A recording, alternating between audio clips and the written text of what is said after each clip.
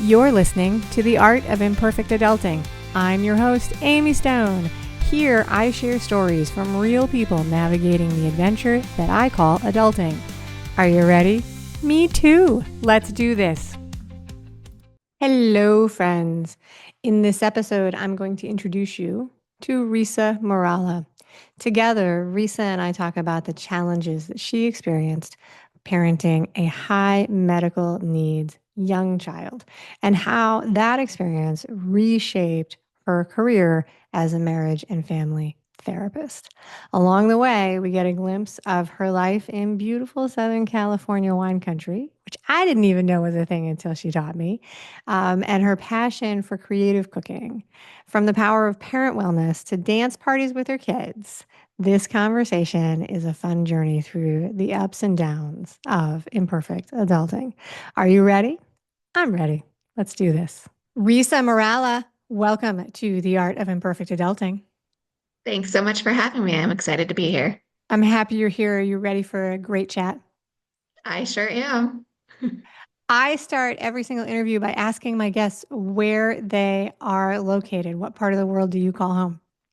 Yes, currently I am located in Southern California. I'm actually in the Southern California wine country, if you will. So it's nice and expansive, lots of wineries around me. That's amazing. So where it is, I think of wine country as being Northern California. What like so is it separate? Are there two? There's Northern and Southern wine country? Yes, so the Southern country, we're coming along. We're not as old as the Northern country, Northern California, rather, wine country. But we're right in between, kind of north of San Diego, south of LA. Oh, So there's a really? bunch of rolling hills there that are perfect for wine. And so we're becoming Hey. the new hotspot down in Southern California. That's spectacular. I love to hear it because what that I have many positive thoughts about that, but we could talk about that in another conversation on another day. All right, so I want to ask you one more warm-up question before we dive into the topic of the day, resisting all the temptation to talk to you about wine. The question is, can you share with us, with me in the audience, something about you that is not your family, not your job, but about a hobby, a pastime, a passion project, something you're willing to share with the world? Sure. So something about me is I love, love, love to cook, bake, all of the above. And I even like to do like sometimes people see the Pinterest, like for Halloween, for example, I made those like meatloaf, but they look like severed limbs kind of deal. Like I go Mm. all out. That's me and something I really love to do. That's spectacular. You're a great person to have on any committee then, because every group that plans activities needs somebody who's willing to do those things to balance out those of us that are quick to sign up to bring the napkins and the disposable items.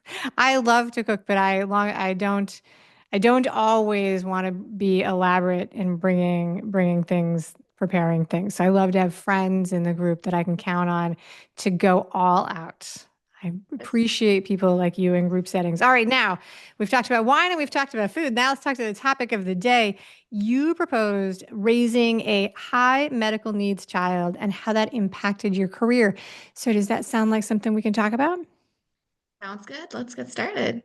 There's a lot of things that I think make this a captivating topic. And so I'm excited to hear where this conversation goes. I don't want to ask you anything overly private, but I would like to start with having you give more detail about what it means to say a high medical needs child. So tell us what we're talking about today. Absolutely. So for me, my journey started really with my first child. So that's kind of important information because I had no idea what I was doing, and this started when he was 3 weeks old. So I am brand spanking new, a 3 week old parent, just as my child was 3 weeks old. And he started having issues where he couldn't keep food down. And I went to the doctor, I can't tell you how many times within that first period, just saying something's wrong. This is, and they kept saying, "Oh, that's spit up. You have no idea what you're talking about. You're a new mom. You're just paranoid." All of the words and assumptions they were handing out to me, and it wasn't until 3 months of age that they started listening. And the reason they started listening was because he stopped eating altogether. He would not eat, he would not take the breast, he would take a bottle, formula, breast milk, you name it, he would not take it. And he started declining significantly, weight loss just so rapid that all of a sudden they finally started listening. And I remember the doctor saying, "Oh, well, you're just doing it wrong. Here, I'll show you how to feed baby." I said, "Take my child. Show me how I'm doing it wrong because I want to do it right. You know, if it's a me problem, please help me now. Tell me how to make it better." And all of a sudden, she also couldn't get him to eat and said, "There's a problem here." I said, "I've been telling you this for the last 2.5 months." And I that began cannot where, imagine how stressful that was. Sorry to interrupt you, okay. but I cannot imagine. And the second part of that is I actually can imagine somebody telling you that you were doing it wrong. And also the doubt that would creep in because as a new mom, you're like, no, I don't know what I'm doing. Like that's the big Mhm. fake out with first time moms. It's like you're standing there with a brand new baby. They're sending you home with the baby, and there's the thought in your head, like, does anybody know that I'm leaving? Does anybody know that I'm taking this child out of this? Like, where's the manual? Where's the helper? Who's going to show me how to do this? And it's very hard to tell actually right at the very beginning if they are eating because they take in such small quantities. Mhm. I had I did not have a, child that has struggling to eat in the beginning, but with my first child, when they were teeny, teeny, tiny, I called my dad in a panic because I was positive they weren't taking enough from this is in the first like 48 hours when you're talking like teeny tiny bits. And I was just in a Yeah. new mom panic. And I was like, I can't feel a diaper. The diapers are super absorbent. So, it's hard to tell and you don't know what you're looking for. And I remember my dad just sitting there and he's like, just keep going. It's gonna be okay. But Mhm. the fear is tough at that point. So at 3 months, do you remember, and you may not, I'm trying to remember what a 3 month old baby sort of weighs. They should have made their body weight back after and gained some weight. They're 10, 12 pounds. Is that what a 3 month old baby should weigh? Um, Do you remember? I well, don't remember. I don't know that I remember exactly how much he weighed, but I laugh because he's always been small, and that my whole, pregnancy, that's a whole nother story in itself, and just how much there was just invalidation from my OB, because they thought he was going to be huge. And he came out and he was teeny tiny already. So he just in life has always been on the smaller end of the growth chart. So I don't know that it's a super fair Okay, comparison. that's But fair. yes, he was gaining weight because he was eating, but he was losing a significant amount. Like I said, he was vomiting kind of most of his meals. And so he was gaining enough that they weren't, "Oh, okay, he's just small." And it wasn't until that point that he drastically declined. Yeah. So, all right. So this is medical. Is he still considered high medical needs at this point, or was this something that was like a full journey at one point that is completed, or is it something that will continue as far as you know for his entire life? Thankfully, the bulk of it had wrapped up when he was about 18 months old. So he Okay. spent those 18 months, well, after that 3 month point, in and out of the hospital. We kind of Okay. lived there for those first 18 months. So in the beginning, this was normal pediatric checkups. You were just raising questions, but then at 3 months, it escalated. You got some attention, and then this ended up with, now I get it, high medical needs. You were in and out of the hospital. Okay. Now I think I fully understand the severity of the situation. Okay, so you touched on this, but if you want to give a little bit bigger of a picture for this was your first child, that like what does the rest of your family look like today? Did you go on to have more kids? I did. I have two children, so I Okay. tried it again. Um, and I was so thankful because it took a lot of fighting, it took a lot of searching till we finally got a medical team that actually listened to us, that was validating and wasn't as dismissive as many of the providers that I encountered, especially at the beginning of our journey. Yeah. And Yeah. so once I had a pediatrician in place that was really actually listening to me and listening to what was happening, understood the journey and how much of heartache and just hardship we had been through as a family, that once we had that established, when we got pregnant with my second child, I went to that pediatrician and I said, I need a new OB because as I mentioned, I also had, negative experiences with my OB. And so um, the pediatrician said, here's a name. This is the person. Like if I was pregnant today, this is who I would go to. I said, great. And I went to that provider and I was thankfully, again, much different experience. And so my second son also had some feeding issues. His was more, he couldn't take the breast milk, couldn't take certain formulas. He had to go all the way down to a broken down amino acid formula. So, but again, we were able, as soon as I went to the pediatrician and said, I think he's upset with this milk. Immediate action, we started figuring out, okay, and trial and error, and got him onto the formula that he needed much quicker. It didn't lead and turn into something, higher, more intense as my first son. And we were able to kind of get him up and thriving a little bit quicker. And then of course that helped our family altogether. No, absolutely. It is disruptive to have a young child at home. I laugh because that's like the understatement of the century. But when the child is sick, or struggling, whether that's a fever, the first time you have a kid have a fever or something much more severe, it's very hard on the entire unit. Mhm. And I think that that's something that is an obvious thing to say, but also for people who are lucky enough to not go through it, they don't really know. They don't really Yeah. know. And I think about that on both sides of that, like the experiences I've had, and also thankful the experiences I haven't. That's why that St. Jude commercial is like so amazingly powerful, where Mario Thomas is like, be thankful for the healthy kids in your family, and give to those who are not. It's like, yes, both sides of those. Take all of my money. Okay, so Yeah. you as a profession, you are a marriage and family therapist. And I think I know the answer to this already from knowing you, but was this your profession before you had kids, or is this something that came along after? It was my profession before I had children. Okay. My focus and my specialty shifted after I had children. All right. So that's what we're going to do. So now to back this, before we talk about how this experience in your family changed your career focus, I want to ask you, if I was to go back and talk to Risa at about 9 or 11 years old, what did she want to be when she grew up?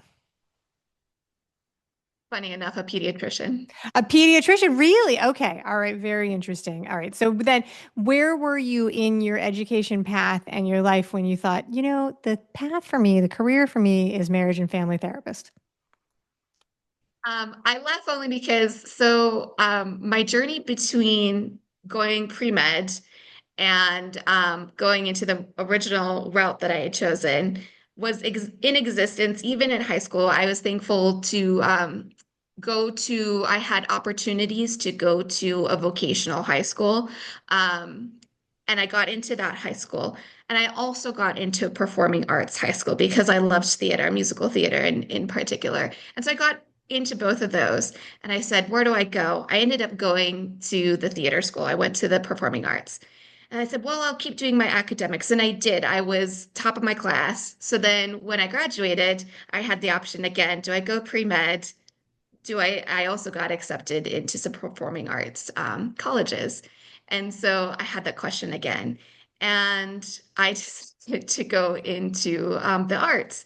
And so my bachelor's degree is actually in marriage and or in musical theater. Okay. And then um, my senior year, I was actually about 2 weeks out from graduating. I myself had a medical diagnosis that the doctor looked at me and said, the amount of stress on your body that it would take to go and do musical theater full time, it can't take it. And so I sat there and I just spent the last 4 years of my life earning this degree, and you're telling me, pick a plan B? And Yep. so that really rocked my world. And I sat there for a long time going, I don't know. I'm lost right now. I don't know what to do. And so I started thinking about why did I enjoy the theater so much? And one of the things that stood out to me, well, there was a couple of things. One is that I really enjoyed, I would have people come up to me and say, I was having such a bad day and I was able to come to the theater and just for those couple of hours, just like put pause on all the drama in my life. And that was so amazing. So thank you so much for doing that. And so I loved that aspect that I could give that to people. And then also my freshman year, I met my own therapist. At that point in time, I had grew up in a chaotic home environment, emotionally immature, I think is the PC way to say it. Okay. Um, and she really helped change the path of my emotional and mental health in my life. And so I remembered that. And so I said, what if I could help people on a longer term basis instead of just giving them the couple of hours in the theater? And so I decided to apply. I applied to the University of San Diego Marriage and Family Therapy program, which is one of the a tougher marriage and therapy program to get into. I had never taken a psychology class in my life. And I said, I'm just going to try it for my master's. And I did not think I would get in, but sure enough, I got in. They said, you just need to take a couple of those Psych 101 prerequisites, and then you can come. And that's history. I ended up going, and that's where I am. That could have been a whole other episode because I love that you did one thing and then you were faced with a choice, right? A couple of choices. There's a lot of choices that were in there. But you picked a goal. I'm going to go to grad school for marriage and family therapy. Don't have any of the prerequisites, gonna apply anyway. And it worked out for you. That is a fun story. So, and the other piece that unfolded when you told that story is that you had your own health experience when you were a young adult. And that probably is a layer underneath how you handled the situation of a health challenge with your kids. Definitely is. I mean, it's a chronic health issue, so it's still something that I deal with today. And so when I was trying to go to all of these doctor's appointments, I was going through my own pain. But at that point in time, it was just, I didn't have an option. This child in front of me needed me to show up, pain or not. And Yeah. so that was definitely something that I needed to do. I think probably the biggest piece that was at play and that really transformed who I am today is the fact that, again, growing up in the environment that I grew up in, I heard my voice, my opinions didn't really matter. That was just normal. And so that was definitely a dynamic I already had. So then when these medical professionals are telling me, it's just you're just overreacting, you're paranoid. All of that former kind of narratives were definitely at play of like, okay, well, you just need to go get quiet again. That Okay. this is just a you problem. And it was when he stopped eating that it really forced me to challenge that voice inside and to get loud. And that was a big, big learning curve for me. I can imagine, and we'll talk about that. All right. So it's about 18 months that you're going through this challenge of managing the medical community and living with that. What are some of the challenges you mentioned a second ago, getting yourself to all of the appointments? Mhm. Speaking up to the point where the medical professionals took you seriously, what are some of the other challenges that were going on in your life as a parent of a high medical needs child? What were you facing? My my journey, I think, was very lonely. It felt very lonely and very isolating. And part of the reason, just I think naturally, many parents that I've encountered, at least even on the professional side, there's this tentative of going out and getting out into the world. Like it's a new transition. And you have to figure out what does it look like to take everybody in the car and get the diaper bag and make sure you have everything, that it's a chore in itself. And for me, what I found the only way that I found that I was able to eat him or get him to eat. I apologize. Um, Not eat my child. I'm not a cannibal. Um, I have a funny but story about that, though. I do have a funny story about that. One time, my kids came home and said, "Grandma wants to eat me," and I mean, we knew this was a very small kid. And so I tell this story all the time. We didn't take it seriously because we knew that this was a loving relationship between this adult and this child. But still the kid came home and reported, Grandma wants to eat me. And it was a while. It was a while before we saw it shake out. But then we were there and all the kids and the grandma says, "Oh, you're so cute. I just want to eat you up." And so that's what was happening. And then the kid came home and reported, and it was like, "Grandma's going to eat me." And we were like, "Really? What?" Anyway, not yeah. to interrupt you, but where you were in the story was saying how you were having the challenge of getting the child to eat. Yeah, so they told me it was either I needed to figure out a way to get food into him or they were going to have to put a feeding tube in him. Yep. And so I went home and I just, again, my goal was to try to get him some food any way I knew how.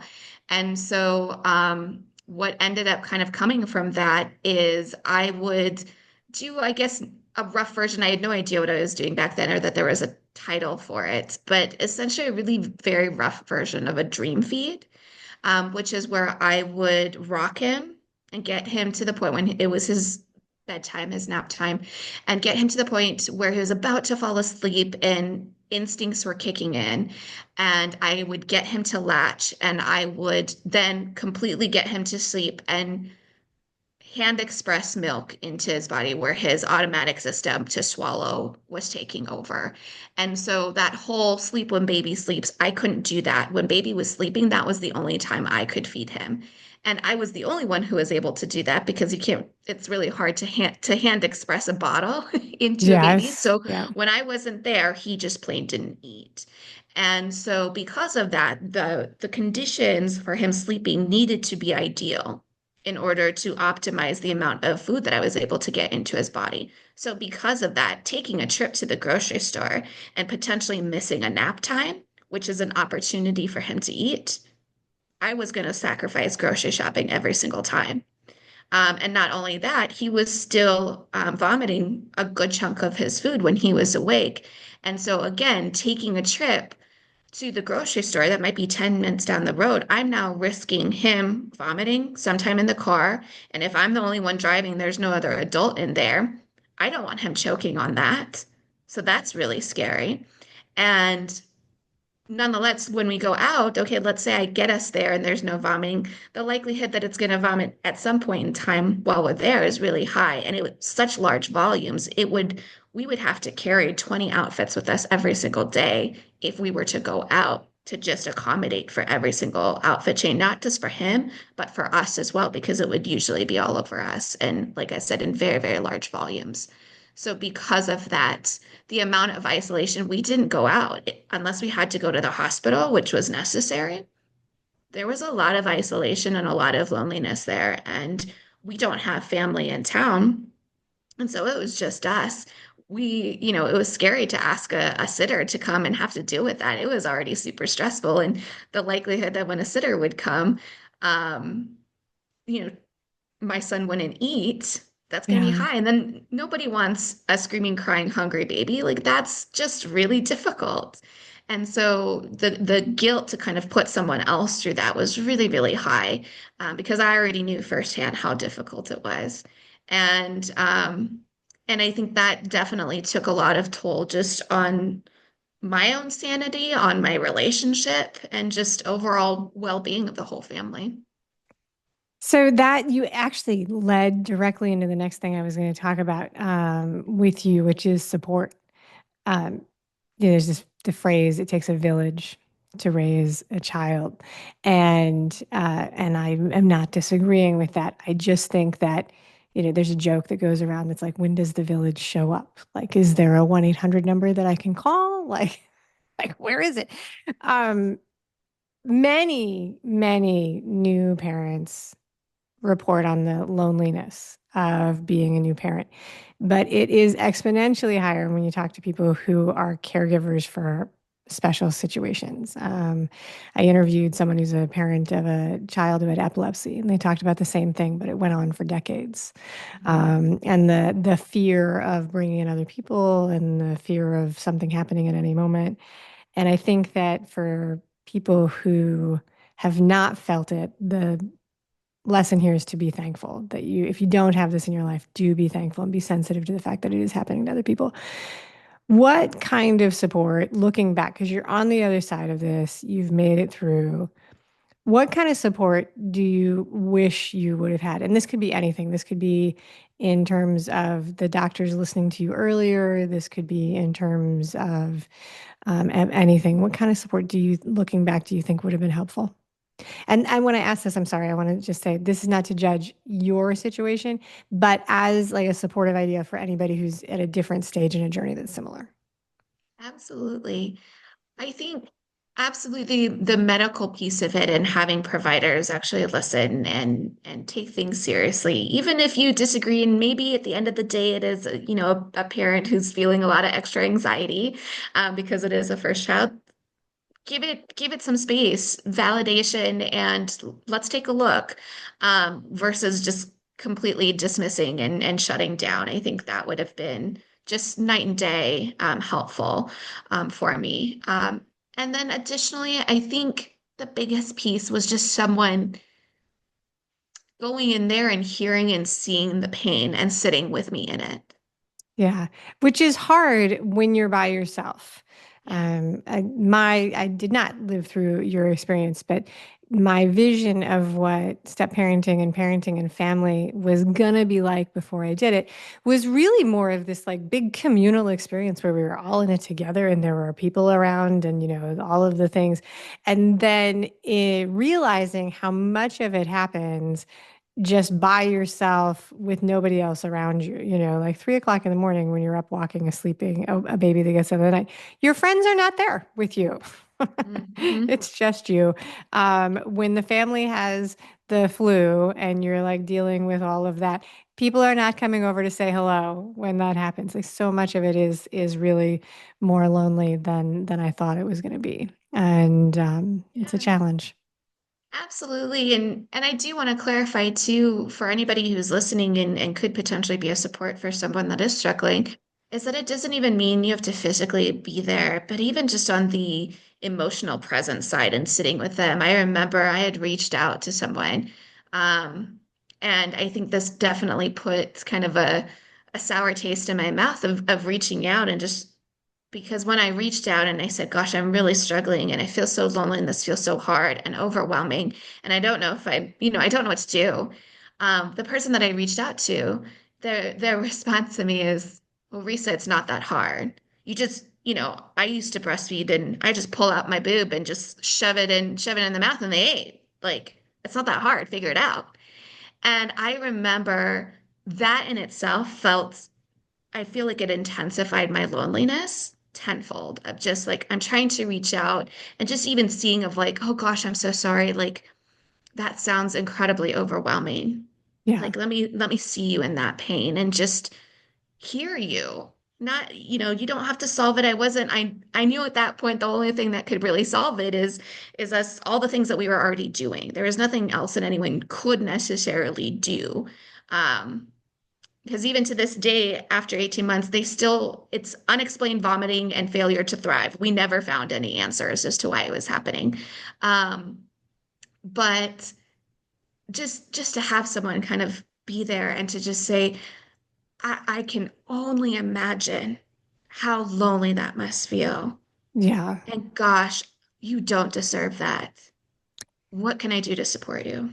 So as you were telling that story, two things went through my mind. One is the absolute lunacy the first time somebody does show you how to breastfeed because it's like this thing you've never done before, and they just manhandle your body and like, hi, stranger.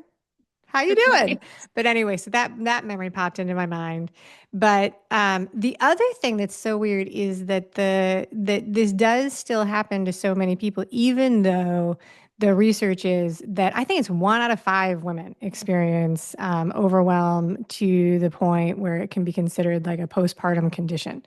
Mhm. Isolation, loneliness, sadness, and then you get into the more serious ones. There's a book called Mommy Brain or Mother Brain, and she was researching that. So it's like that weird thing where you have like a very common situation that is just still where there's data and support for the fact that it exists, and yet the system doesn't respond to it. It's like, oh, well, this shouldn't be happening to you. Okay, and maybe that's not right.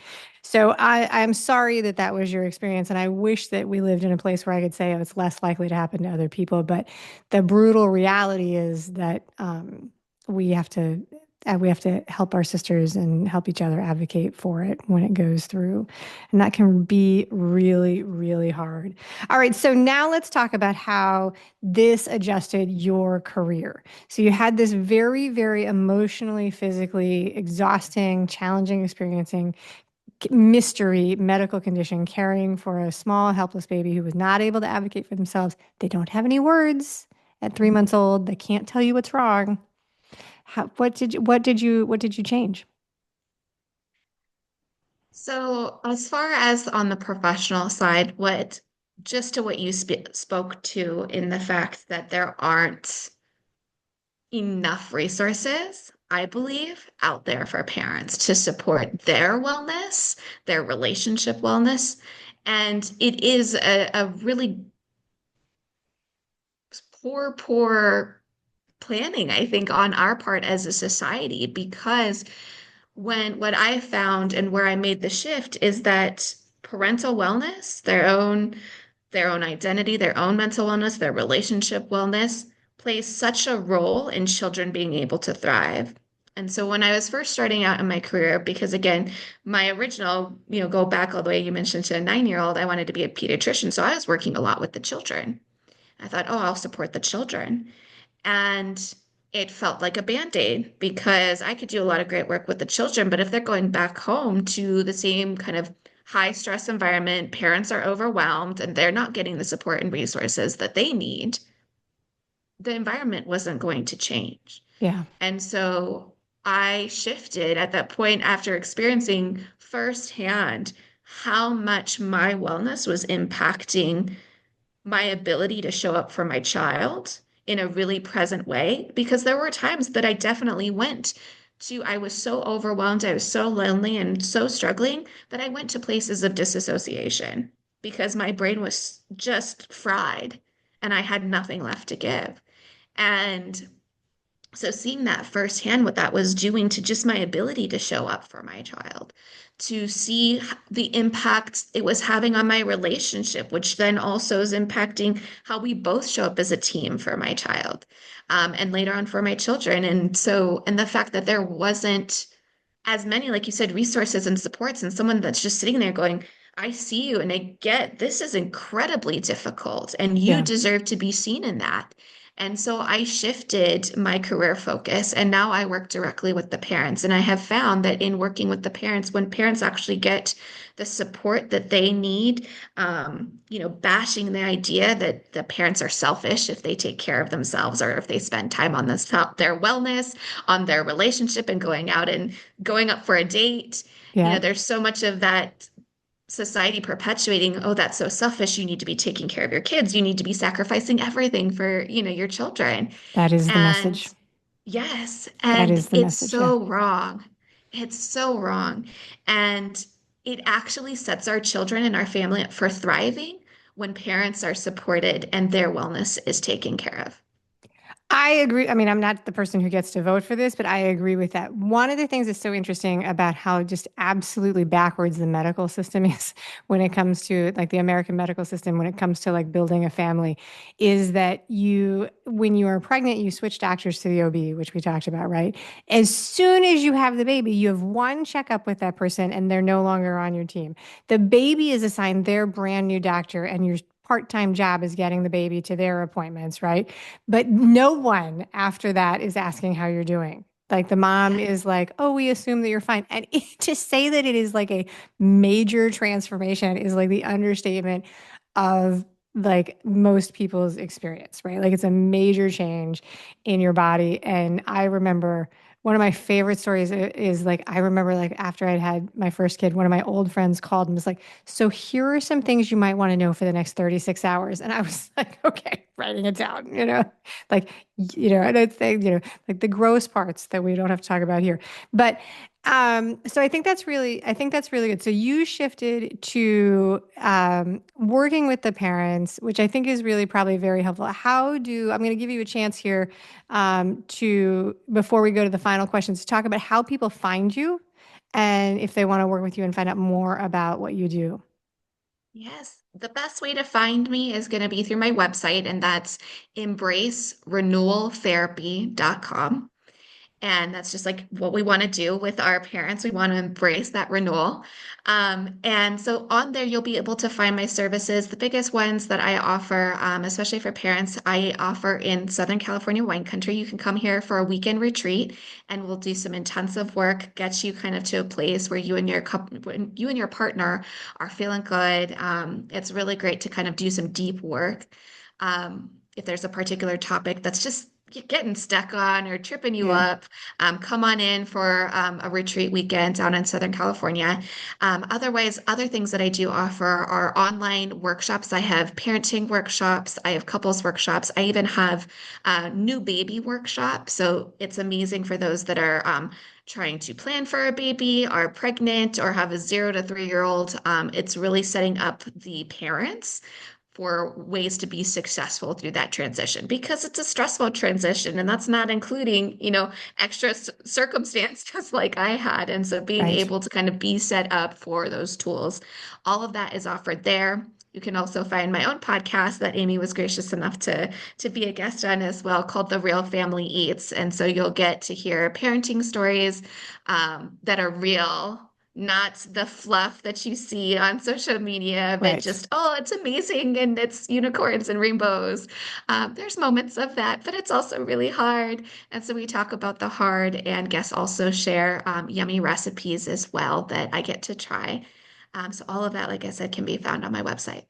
I was a guest on your podcast and that was super fun. I shared one of my favorite mocktails, which since I stocked up on the ingredients for that, so I bought like kind of a lot of pomegranate juice when we were recording that. Mostly because my husband bought the wrong kind when he went the first time. So I ended up with a lot of a very large. Anyway, now it's not just a mocktail. I like will make this like for breakfast in the morning. I find myself adding pomegranate juice to everything. So Love it. that's so good. All right, you do have a special offer for the listeners, which is 5 tips to connect today. It's a guide. It's free. We're going to put the link to that in the show notes. And I want to thank you for making that generous offer. And for everybody who's listening who didn't have a pen handy to write down Reese's link or wants to know where to grab it, the easiest way to get that is to be on the Imperfect Adulting email list because then I send it direct to your email box. You click on it, easy peasy lemon squeezy. You get all the good things right there. All right, so Reesa, now we're going to go with the final 3 questions. Rapid fire, just for fun. Just answer with whatever comes to mind, right? All right. Are you ready? Okay. What is something that you do every day that you consider self-care? I listen to jamming music that has a nice beat that I can do a little dance to every I single also like day. some music and motion. I love Yes. that. That's very good. Just anywhere, like in your closet, in the bathroom, in the kitchen, anywhere. Anywhere. Yes. There you go. My kids will get into it. We love dance parties at our house. That is, I do remember that. I do remember the dance parties with my kids. I definitely, now we are all in the headphone phase of, my kids are much older than yours, but all right. Do you enjoy books and reading? And if so, can you think of a book that you would say that you really, really love? Like one book that you would call out in all of your life of reading that you really, really love or is even life changing? Oh my goodness. That's a hard question. So life changing, if we're going to go with that, and I'll go on the professional side, but because it helped me personally too, is I love The Whole Brain Child Oh, yeah. by Dr. Dan Siegel. Yep. Um, Guilty Pleasure would probably be some sort of a Nicholas Sparks book. I used to read those a lot. Oh, yeah. Is that he wrote the Notebook, right? Yes. Yeah, I had to stop reading those. They're Oh, I was very good, just, but they're just swollen eyelids, just too yes. emotional. Too emotional, exactly. All right. If you are invited to it, I did not know about you, and I did know about the food, but I wrote this without thinking about that. If you were invited to a dinner party to celebrate you, and the host says they want to make your favorite meal, so you're the guest, but they want to make you your favorite meal, what do you ask for? Ooh. My favorite meal would probably be something from my Filipino roots because I can only cook a handful of dishes, but I love Filipino food, so I'd probably request something along those lines. Anything Filipino, that would be your request. You Pretty would say this much. just Yeah. very good. All right, I love that answer. It's actually a more complicated question once I read it out to you backwards because, like, not only your favorite thing, you have to trust somebody else to make it for you. Yes. I didn't think it all the way through, maybe. All right, as per the usual. That's it, Reesa Morala. Thank you so much for being a wonderful guest today on the show. For having me. Thank you for listening today. I hope that you enjoy the show. And before I go, I want to encourage you to become a bigger part of the conversation. Obviously, subscribe wherever you're listening to the show. Listen to more episodes. That'd be great. Obvi again, please write a review and tell your friends about the show. That truly is a great help for getting the show in front of new people. Okay, but more fun for you yourself, head over to imperfectadulting.com and join the email community. You'll get some free stuff right away, and that way you'll begin to get the emails about the podcast. This includes the links for the special offers from the guests, and it's the only way to get that. Also, if you aren't in the mood to listen, I actually include an article directly in those emails. Whee! Now, if you love this and you crave more time with me, Amy, as a coach, a mentor, or just adultier adult, numero uno, check out The Village. If you have a story you want to share with the listeners, I'd love to hear from you. I have an open application. Just let me know you want it. And that's a wrap for today. Until next time, remember, the journey is the destination. Ralph Waldo Emerson said that, not me. Well, until just now, I did just say it. But what I want you to hear today is that if your adulting journey isn't going the way you expected, that may not mean that you're lost. It may just mean that you're on your way. This is Amy Stone, signing off. The Imperfect Adulting podcast is created and produced by Amy Stone and Amy Says So. Anything expressed on this show is offered as entertainment, and the views of the guests may not always represent the ideas and viewpoints of the host. That's me. Amy does not intend or hold herself out to provide professional advice or recommendations of any kind. In the end, you and you alone need to make those kinds of decisions based on your personal and individual situation, needs, circumstances, and comfort level.